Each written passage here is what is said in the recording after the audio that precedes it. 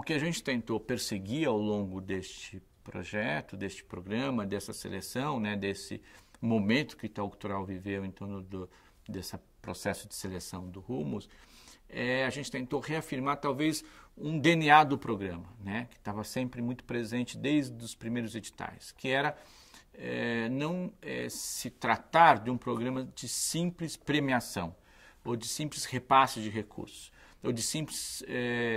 seleção por meio do edital, mas se tratar de um programa onde o processo de criação, né, a proposta de parceria, né, e o andar conjunto entre o selecionado, né, entre o parceiro e o Itaú Cultural é para nós o maior retorno deste grande programa. Por meio do modelo de seleção absolutamente aberto, com perguntas e não artigos e parágrafos, onde de fato aquele que gostaria de participar podia se apresentar da maneira que mais fosse apropriado para eles, a gente fez com que este modo de seleção invertesse o diálogo com a instituição. Deixou de ser o que a instituição gostaria de receber para a necessidade que a cena cultural gostaria que a instituição abraçasse, né? Então, esse diálogo que inicialmente era, né, nos editais anteriores, era como é que a instituição quer se relacionar com o mundo da cultura, se inverteu completamente na medida que a gente reorganizou o programa para que a sociedade, para que o mundo da cultura pudesse nos pedir, nos orientar e nos apresentar quais eram os desejos dela em relação a que parceria que eles gostariam de constituir com o Itaú Cultural.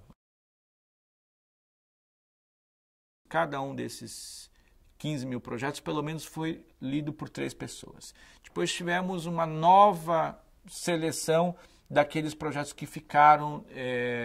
para a segunda etapa, que foram lidos pelo menos por 7 pessoas. E depois, por fim, aqueles projetos que foram para a seleção final foram abordados pelos 19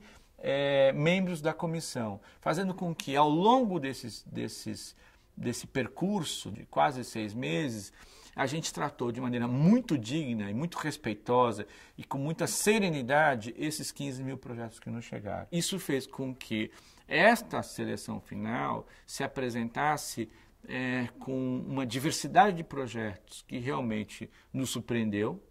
não só pelo número, mas pela diversidade, pelo conjunto de projetos que ficou conosco agora nesse momento final, né, que de fato a gente vai avançar para essa grande parceria, que não se dá só agora em 2014, mas avança em 2015 e alguns projetos chegam até em 2016 pelas suas características, pelo seu cronograma. Então, essa diversidade que nos apresenta faz com que não só o programa se reafirme como um dos importantes programas para mapear a cena local, mas faz com que o Rumos passe a oxigenar com muito mais intensidade o Itaú Cultural e faz com que também aqueles que não foram, projetos que não foram selecionados, possam nos dar um mapeamento, isso está sendo analisado inclusive pelo Observatório do Itaú Cultural, possam nos dar um mapeamento de quais são os desejos, as vontades, as necessidades e os interesses da cena cultural brasileira. Então, ele se desdobra em uma série de outros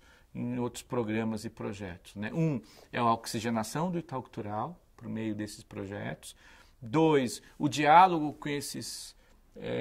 conjunto de projetos que se apresentaram ao Itaú Cultural, por meio do observatório, principalmente do Observatório de Política Cultural do Itaú Cultural. E, por fim, na percepção de que é preciso, entre outras coisas, debater o modo hoje operandi da política cultural brasileira no que se refere à seleção, a edital, a editais e a programas de mapeamento.